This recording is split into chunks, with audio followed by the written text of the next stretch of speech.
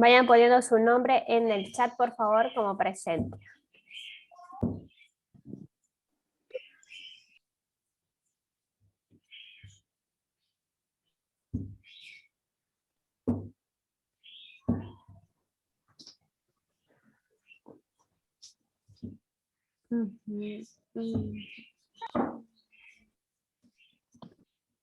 Llegamos a 25 y comenzamos, ¿ya?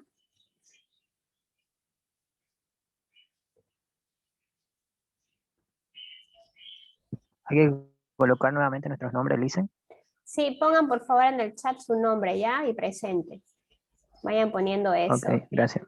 Mientras se conectan sus compañeros.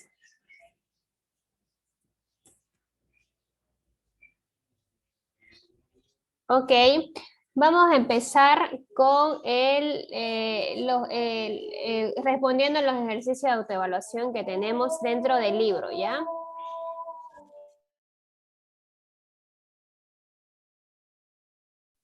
La pregunta 1 dice, ¿por qué el hombre supera al animal en sus conductas? ¿Alguien me puede responder?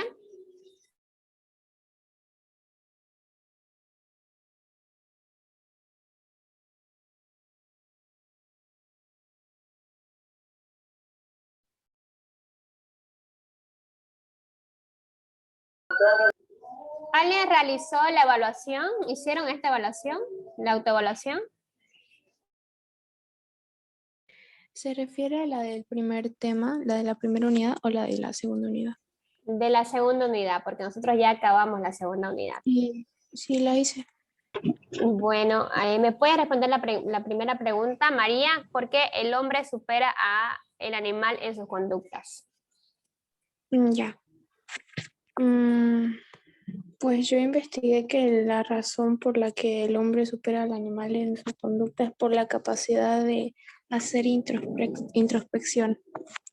Pues el animal no es capaz de analizar lo que hace, es simplemente algo innato, algo que tiene, un instinto. En cambio, el hombre aprende se puede decir, con prueba y error, pero a un nivel mayor, porque analiza sus conductas, analiza lo que hace y analiza las respuestas que tiene, y eso es importante porque es distinto. Mientras en el animal es mucho más general, en el hombre varía de persona a persona. Ok, ya, muy bien. ¿Alguien más tiene otra pregunta? Voy a anotar a los que participan. María Aguilera, ¿cuál es su otro apellido? Suárez.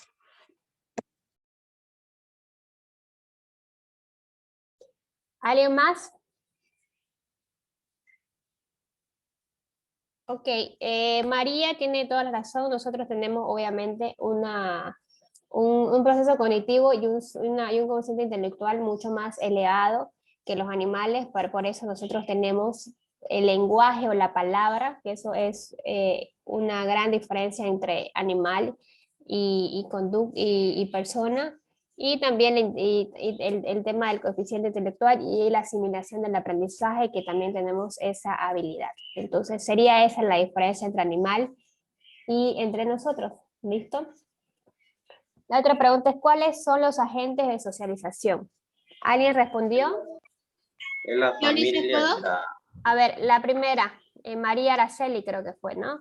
La familia, Ya. la escuela, la relación que podemos tener con otras personas, los medios de comunicación. Ok, ok. María Araceli Torrico, ¿no? Sí, Lisa, claro, sí. ¿Quiere aumentar ahí la persona que iba a hablar, el compañero que iba a hablar? Que era la familia, la escuela y la comunicación. Ya, muy bien. Joel Yonima, ¿no? Presente. Ahora, el siguiente es ¿por qué el lenguaje es un elemento decisivo en el proceso de socialización? ¿Por qué es importante el lenguaje? Porque es la forma en la que nos vamos a comunicar y la forma en la que la otra persona nos va a escuchar y va a recibir todo lo que nosotros le estamos diciendo. Ya, muy bien. ¿Alguien más? Mariano Ligerón es, ¿no? Porque por medio de él nosotros nos vamos adaptando. Ya, es un método de adaptación también a la sociedad. Muy bien, Oriana Villa. Ahora, ¿cómo se da el proceso de comunicación? ¿Cuáles son los elementos que implican el proceso de comunicación? Dicen buen día. Sería el de receptor y el que recepciona y el que emite en este caso, ¿no? ¿Qué El más? que escucha y el que oye. Okay. El emisor y el que envía el mensaje, ¿no? El receptor quien lo recibe por el medio que lo envía, es que es el canal, el código, todo eso. María Abel, ¿qué apellida? Cuarite, dice. ¿Y la otra compañera? Daniela. María Araceli. María Araceli Torrico también, ¿no? Sí, sí. Ok. Y la retroalimentación, que fue lo único que no mencionaron. La retroalimentación y el contexto también. No se olviden que para que haya una comunicación necesita haber un contexto, ¿ya? ¿Las conductas humanas necesitan del medio para manifestarse? ¿Ustedes qué opinan?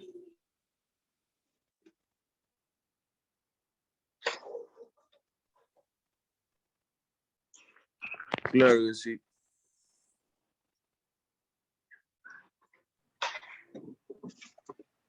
Licenciada, su micrófono está desactivado. Perdón. Ya, Mariano dice que sí se necesita del medio. ¿Por qué necesita del medio?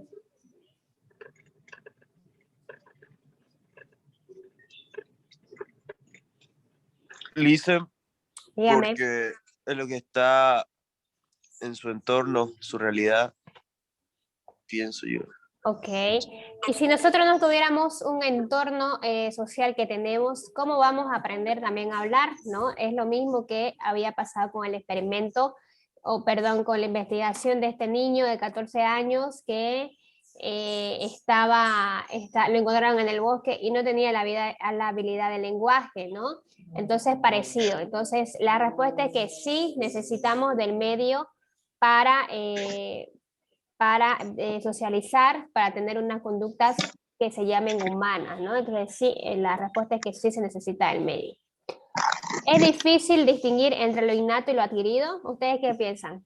Si es difícil distinguir o discriminar entre lo innato y lo adquirido. Yo pienso que no, porque si es innato, debe ser un talento que es sobresaliente. Ya, muy bien. O se nota cuando la persona está estudiada, digamos, y adquiere ese conocimiento o cualquier otra cosa que sea.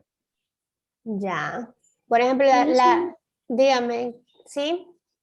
En el ámbito del conocimiento y de lo que aprendemos académicamente, claro que es fácil distinguir, pero en términos de comportamientos sociales, desde, por ejemplo, una persona que tiene miedo de acercarse a las personas, a otras personas, tiene miedo de sociabilizar, es muy complicado saber si es algo genético o algo que aprendió por medio del medio. O sea, valga la redundancia, es muy complicado, yo creo. Ok. Ya, muy bien. Bueno, lo innato quiere decir que es algo que nosotros no aprendemos, no es algo que tenemos ya dentro del nacimiento, y lo adquirido es lo que nosotros aprendemos del medio. Entonces, distinguir entre lo innato y lo adquirido a veces es un poco complicado, ¿no? Cuando somos niños no, porque cuando somos niños tenemos solamente un agente de socialización, que es la familia. Entonces, todo lo que va a embarcar la familia va a saber, este nació así, este tenía este comportamiento cuando era niñito y nadie le enseñaba. Entonces, hay muchas personas que tienen, por ejemplo, lo innato es el coeficiente intelectual sin haber sido puesto al entorno, ¿no? Muchos niños nacen y tienen una habilidad perceptiva muy distinta a los otros, y cuando nosotros le hacemos una imitación o le hacemos que ellos aprendan a hacer algo, lo aprenden súper rápido, ¿no? Entonces nosotros siempre hay esa diferenciación, es decir, ¿por qué mi hijo, por qué mi hermano, por qué mi primito aprendió más rápido que el otro, ¿no? Si yo igual le enseño lo mismo, si yo igual hago el mismo método y utilizo las mismas técnicas para que él pueda aprender. Entonces puede ser que el niño haya nacido con un coeficiente intelectual innato un poquito más elevado.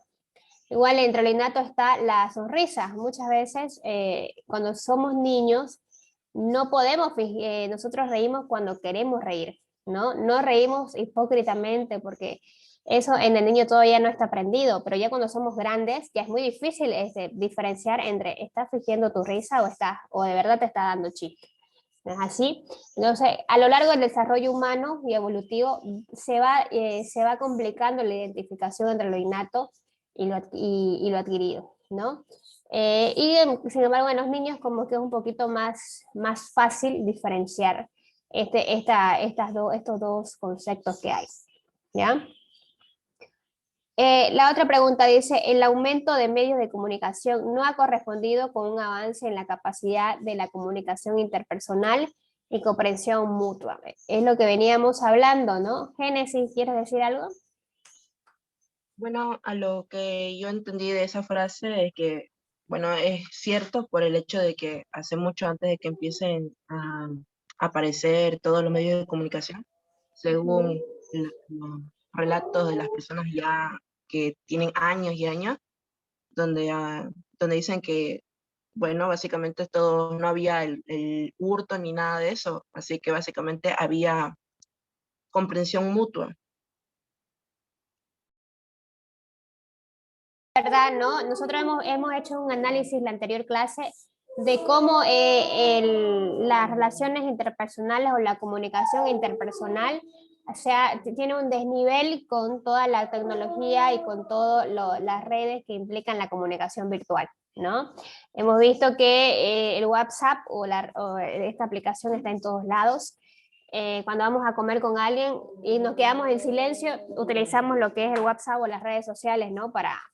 No sé, para que el silencio no sea incómodo. Entonces, sí, No, es más un cómodo. desnivel. Bueno, algunos es más cómodo, pero ¿por qué tiene que ser cómodo estar en silencio con otra persona? Más Entonces, incómodo es, licenciada, quise decir. No, estar ok, ahí en el teléfono. ya. Bueno, para algunas personas les facilita mucho la comunicación. Sí, es verdad. Ok, ¿cuál es su apellido, Génesis? Rojas Guardia.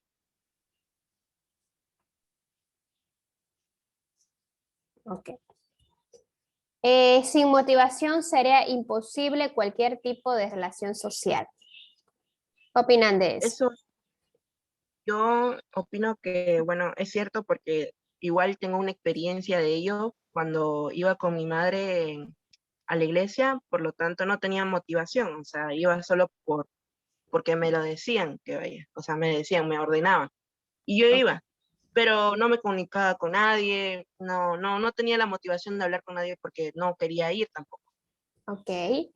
Bueno, perfecto. Entonces dicen que si nosotros no tenemos motivación y vamos a un sitio, no vamos a establecer ningún tipo de relación social, ¿no? Obviamente que a nosotros nos nazca, ¿no? Sí, obviamente el saludo, la educación de saludar y todo eso sí va a estar implícito en cualquier sitio que donde esté. Ahora dice investigue sobre el significado de pseudocomunicación. Hemos visto, ¿no? ¿Qué es la pseudocomunicación? ¿Qué me pueden decir sobre este término?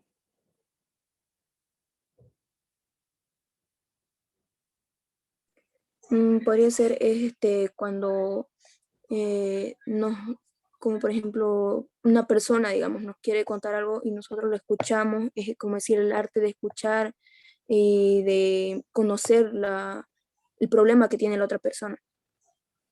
Ya, ok. Para tener una comunicación no solamente implica las palabras o el lenguaje, ¿no? Implica tener características en común, como decía Génesis, ¿no? Y una motivación. Entonces, si yo voy a la iglesia y me pongo a establecer una conversación con alguien que no tengo ni una característica en común, que no tengo ni un vínculo, entonces eso se llama pseudocomunicación. La comunicación implica factores no solamente de lenguaje, sino que un vínculo afectivo, características en comunes, valores en comunes, entonces todo eso implica en la comunicación y si no hay algún factor de esto se llama pseudocomunicación. ¿Listo? Esa es el significado de pseudocomunicación, que falta algunos factores para llegar a ser la definición de comunicación. La Y retro... dicen, Sí, dígame, Pablo. sobre la pseudocomunicación, creo yo, ¿no? Que puede ser a raíz de una codependencia familiar. Ya, a ver, explíquelo. ¿Cómo es eso? Bueno, la codependencia se enfoca, ¿no? En la dependencia de una persona. En este caso, en la pareja, obviamente es en la pareja, ¿no? Entre el hombre y la mujer.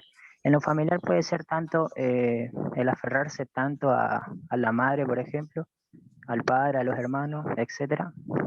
Y como le digo, no, a lo mejor a raíz de eso puede ser de que haya como que, a ver, ¿cómo le explico?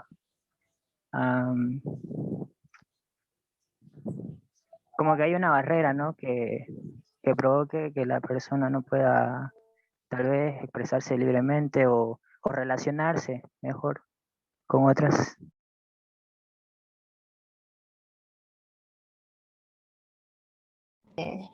Ahora sí.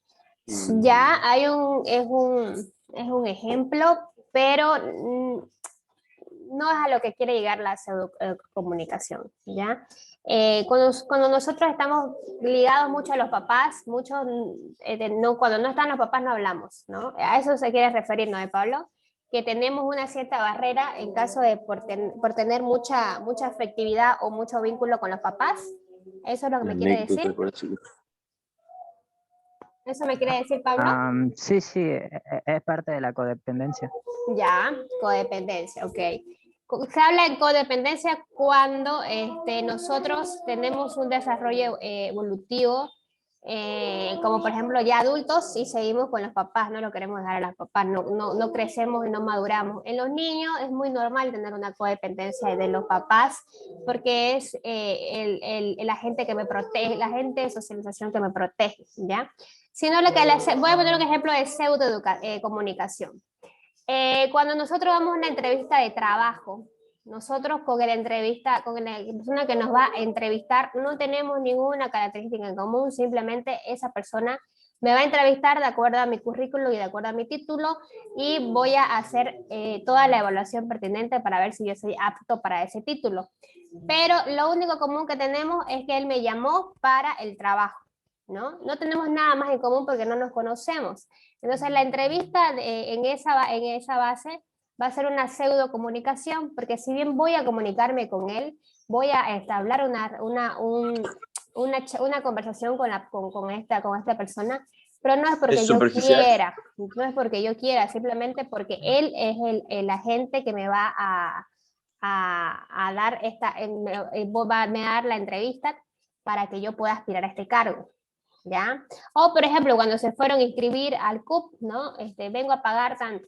Nosotros estamos interrelacionándonos con las personas, pero eso no es una comunicación, es una pseudo comunicación porque con esta persona yo no tengo cualidades, ni valores, ni creencias comunes. ¿Y por qué no las tengo? Porque no las conozco, simplemente fue que era el cajero del banco, o era el cajero, o era el administrador que me tocó para atenderme.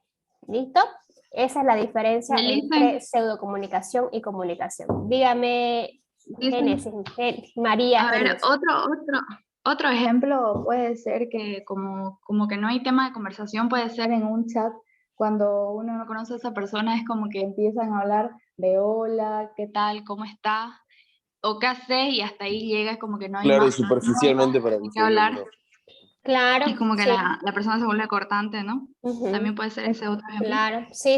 En la virtualidad y en la comunicación virtual se ve mucho la pseudocomunicación, ¿no? No tienen nada en común, y ya se empieza a disminuir la conversación. Si bien se pueden conocer y puede ser que, ay, este chico se ve que, no sé, es simpático, puede ser que yo pueda conversar con él, al momento de chatear o de comunicarse, se va disminuyendo todo tipo de conversación en caso no tengamos algo en común, o no pensemos o no creamos, o no tengamos un vínculo afectivo en común, ¿no? Igual es válido ese ejemplo, ¿ya? ¿Cuál es su apellido, María Génesis? Méndez Roda. Ya.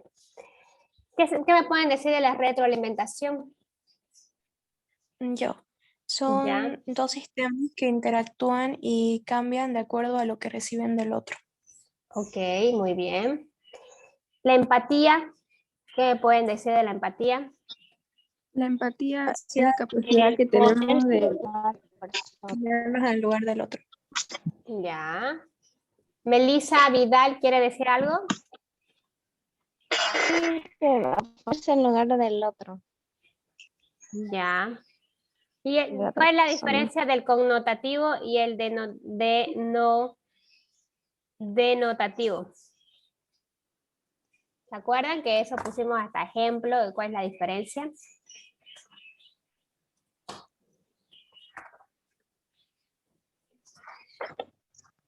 Es aquella que toma un sentido objetivo y aquella que lo toma en un sentido metafórico. Ya, muy bien. ¿Cuál es el término que lo pone a un sistema metafórico? ¿Cómo se llama eso? El denotativo. No, es al revés. ¿Ya? El denotativo es el que hace un sistema preferencial, el que tiene un aspecto objetivo, ¿no? Que dice árbol, árbol. ¿Cuál es la característica del árbol? Que tiene hojas, tiene tronco y todo eso, ¿no? Y el connotativo es el que pone el rasgo subjetivo o en todo caso metafórico, ¿no? El árbol, no sé qué podría decir, ¿no? No sé, el árbol, algo metafórico, a ver, de otro ejemplo que no sea árbol, podría ser, como hablamos del amor, ¿se acuerdan? O la sombra, un clima caluroso del árbol, algo así. Claro, algo parecido. Bueno, no sé, el árbol me abraza para que no me dé el sol, podríamos decir, ¿no? Es algo así, le damos un término connotativo y sin embargo en el denotativo tenemos que decir que el árbol implica que es un ser vivo, que implica tener troncos, ramas, hojas y todo eso. Y habíamos puesto ejemplos también, muchos ejemplos respecto al amor, ¿no? Que el amor, que el significado es un sentimiento, puede ser en el denotativo, y que implica la segregación de hormonas de la oxitocina, podríamos decir. Y en el término connotativo podemos decir el amor es una magia, el amor, no sé, es puro, y todo eso, no es algo metafórico. Ya no se olviden de esa diferencia, por favor. ¿Cuál es la siguiente pregunta? Para el lenguaje. Perdón. Para lenguaje, ¿alguien investigó qué es para lenguaje? Yo. Sí, dice. Me ganaron. ¿Quién primero? Licenciado, su micrófono.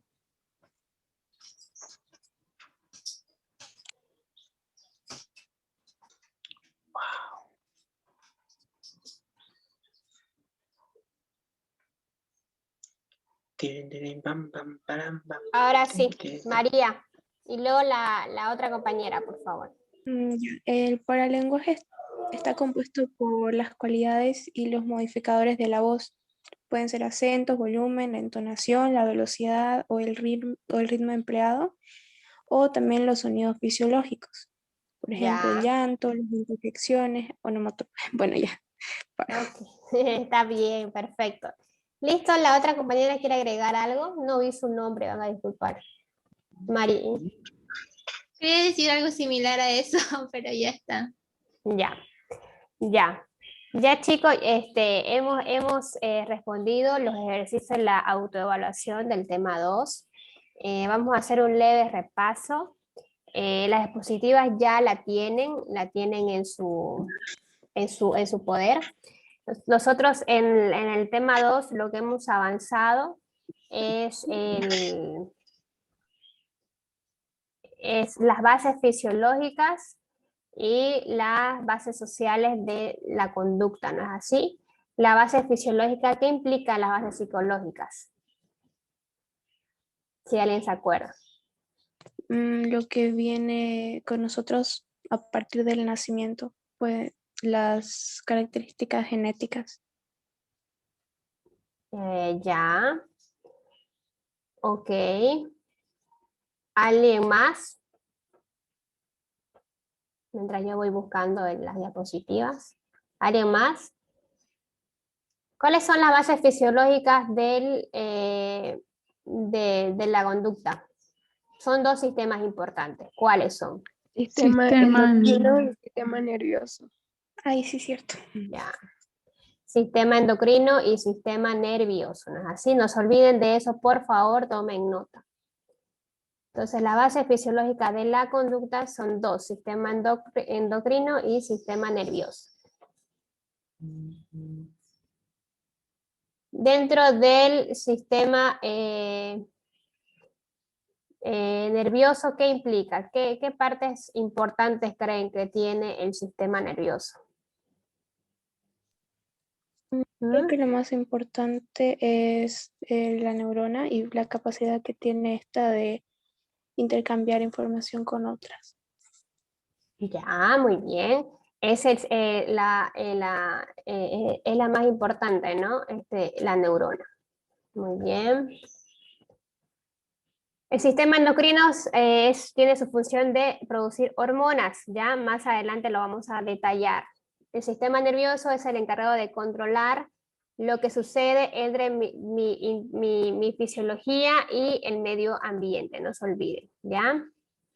Hemos visto este ejemplo de cómo el sistema nervioso procesa y nos da un estímulo al medio, nosotros lo recibimos mediante nuestros sentidos, lo analizamos y damos respuesta. En este análisis implica lo que es la sinapsis y donde implica la neurona, ¿ya?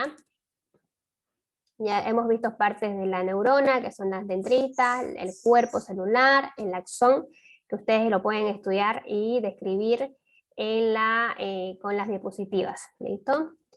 La mielina, y tenemos dos tipos de neuronas, que son las neuronas sensoriales, que implica todo lo que el medio nos da mediante los sentidos, y las motoras son los que emiten señales desde el sistema nervioso para controlar lo que es los músculos y es el encargado de que nosotros nos movamos de forma motora también.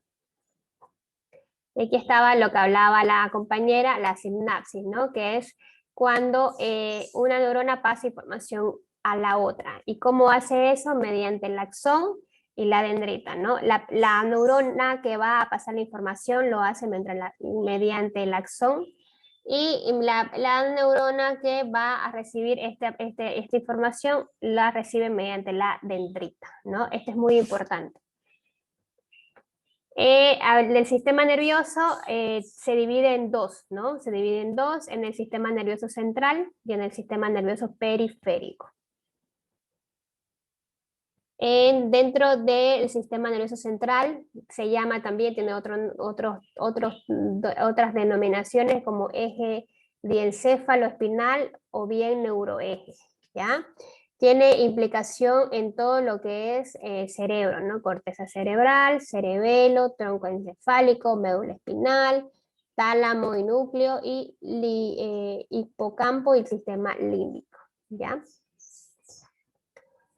Y el sistema nervioso periférico tiene dos subsistemas, que es el somático, que es el encargado de los impulsos conscientes, como por ejemplo patear una pelota, correr, lanzar una piedra, bailar, es algo que nosotros hacemos de manera consciente. Eso está implicado en el sistema nervioso somático. Y en el sistema nervioso autónomo es el que se encarga de los impulsos inconscientes, como respirar, digerir, el latido de nuestro corazón, que se dilate, la pupila, y todo eso inconsciente e involuntario que nosotros realizamos. ¿Listo? Dentro del sistema nervioso autónomo también encontramos las respuestas para situaciones de peligro. Y aquí mediante el efecto simpático y el efecto parasimpático, ¿no? El efecto parasimpático es cómo nosotros vamos a reaccionar ante una situación de peligro. Habíamos puesto un ejemplo de una compañera que dice que ella contó su experiencia cuando la asaltaron y que sintió. Entonces, en ese momento de estrés o ese momento que nosotros no logramos, no lo veíamos venir, hace un efecto parasimpático todo lo que va a contraer mi cuerpo. Y cuando ya pasa el tiempo o cuando nosotros estamos más tranquilos, hace un efecto simpático que equilibra todo lo que es nuestro cuerpo, ¿ya? Empezamos a tranquilizarnos, empezamos a dejar de llorar, empezamos a que se equilibra nuestros latidos de corazón, nuestra respiración también. ¿Listo? Y el sistema endocrino, que hemos visto que es el sistema que se encarga de segregar hormonas. Y en caso de que a falta o tengan demasiado, hace que tengamos algunas enfermedades, como hemos visto la diabetes, la tiroides. Y las más importantes partes que tiene el sistema endocrino vendría a ser la tiroides, paratiroides, páncreas, hipófisis y gónada, ¿ya? Que cada una de ellas tiene su hormona importante y a falta o aumento de esta puede producir una enfermedad física. Y también vimos por qué es importante estudiar la genética del comportamiento. Lo hemos visto en la parte 1, en el tema 1, por qué es importante estudiar la genética del comportamiento, porque no solamente viene el comportamiento porque sí, sino que es el resultado de la relación que existe entre la genética y el comportamiento, ¿ya? Entonces es importante estudiar dentro de la psicología la genética. Y luego en una segunda parte vimos las bases sociales de la conducta, y ahí vimos lo innato y lo adquirido, que ya respondemos algunas preguntas para diferenciar. Lo innato es aquello que se desarrolla por sí mismo, que no necesita de ningún aprendizaje o de ningún elemento exterior, y lo adquirido es todo lo que aprendemos dentro de una sociedad. ¿Listo? El proceso de socialización se va a dar a lo largo de nuestra vida, es un proceso progresivo y constante de adaptación, y los principales agentes de socialización es la escuela, la familia y los medios de comunicación. La familia es el primer grupo social que nosotros tenemos, donde nosotros aprendemos reglas sociales y vamos a combinarla con la escuela, donde nosotros no solamente aprendemos ya lo que la familia nos enseñó, sino que también aprendemos a socializar con terceros y a ver qué valores ellos pueden tener o qué cosas en común podemos tener, y también en la escuela se aprende y se va estimulando muchísimo más nuestras habilidades de aprendizaje y nuestros procesos cognitivos. ¿Listo? Y los medios de comunicación que influyen bastante en la socialización y en la persona, ¿no? Hemos visto muchos ejemplos sobre los medios de comunicación, como influye mucho en nuestro comportamiento, ya sea social o personal. El lenguaje y la comunicación, ¿no? Hemos visto que el lenguaje es algo que nosotros adquirimos, es algo adquirido y es una habilidad cognitiva superior, ¿no? Es un conjunto de símbolos y signos mediante el cual se expresa los pensamientos y los estados afectivos. Dentro del lenguaje hay un término que es la palabra, que es muy importante para el profesional psicólogo y también para nosotros. Entonces la palabra es la que nos diferencia de los animales, ¿no? Que nosotros podemos emitir una comunicación verbal. El proceso de socialización, el rol del lenguaje es muy importante, como habíamos dicho. Si nosotros no tenemos un medio o un entorno social donde nosotros practiquemos lo que es el lenguaje, no lo vamos a fomentar y quizás nos quedaríamos como este adolescente de 14 años que no pudo tener la habilidad de lenguaje porque no tenía este entorno de imitación o de retroalimentación para fomentar esto, ¿ya? Y como les decía, que para la psicología la palabra es el medio de comunicación que tenemos para llegar o entrevistar, y la utilizamos como técnica en la entrevista para llegar a la persona. Aquí está la diferencia que habíamos hablado respondiendo las preguntas del denotativo y el connotativo, ¿no? El denotativo es la parte objetiva, la parte referencial, y el connotativo es el lenguaje poético y el significado subjetivo. Y aquí habíamos puesto algunos ejemplos, como por ejemplo en la denotación dice la lluvia caía abundantemente. Y en la connotación dice la lluvia de sus ojos dejaba ver su tristeza. Otro ejemplo, la luz es una energía electromagnética que puede ser percibida visualmente, hasta poniendo una definición que nosotros podemos encontrar en el diccionario. Y en la connotación dice la luz de la inteligencia humana. La luz no se puede ver de la inteligencia humana, ¿no? Pero es algo metafórico. Y la empatía, lo que logramos ver en la definición que nos dio Oriana y Melissa, que dice que es la capacidad de ponerse en el lugar del otro. El significado y el significante, ¿no? El significado es la parte como el connotativo, perdón, como el denotativo. Es la parte donde definimos y vemos la parte objetiva, ¿no? ¿Qué significaba el árbol? Y el significante es las características del mismo o los detalles específicos. Habíamos hablado del toboroche. Toboroche sí es un árbol, pero significante es que tiene un tronco característico, tiene flores rosadas, es un árbol grande. Entonces, eso vendría a ser el significante. ¿Listo? Las características específicas de la definición o el término del significado. La comunicación es el intercambio de significado entre los agentes de socialización y habíamos también hecho un breve análisis de cómo actualmente está la comunicación. ¿Ya? Y aquí vemos los elementos del proceso de comunicación y las diferencias entre comunicación y psicoeducación, que también lo hemos conversado mediante las preguntas, y los elementos del proceso de comunicación, que me han dicho todo: emisor, receptor, código, mensaje, contexto, pero sí se olvidaron los elementos psicológicos, ¿ya? Los elementos psicológicos del emisor es que tiene la necesidad de transmitir algo, y el receptor, bueno, tiene el derecho o la obligación de responder. ¿Listo? Pero más que todos estos elementos psicológicos están más ligados al emisor, que necesita transmitir y tiene la necesidad de decir. ¿Ya? Y la comunicación puede ser verbal y no verbal. Y hay tipos de motivaciones. Como habíamos hablado, sin motivación nosotros no vamos a poder socializar o no vamos a poder hacer algún acontecimiento, ¿no? Porque la motivación es parte de nuestro accionar y se podría decir que es el motor de nuestra conducta. Nosotros realizamos una conducta motivados a algo. Y los tipos de motivación son dos: los motivos fisiológicos, donde están las bases orgánicas, y las bases innatas, ¿no? Como sed, hambre, sueño. Y las motivaciones sociales, que implica todo lo adquirido, como por ejemplo, ¿por qué me levanto tan temprano para tomar las clases? Porque quiero pasar el examen. Eso ya es una motivación social. Y también dentro de la motivación, cuando hay una motivación, también existe una necesidad. Y Abraham Maslow creó esta pirámide de las necesidades, ¿no?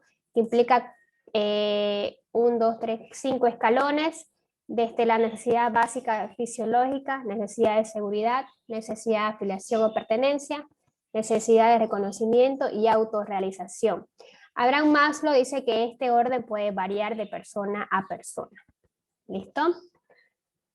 Y luego vimos lo que es la importancia de las relaciones interpersonales. En este tema vimos la importancia de esta relación y esta socialización de persona a persona y cómo esta influye en nuestra conducta.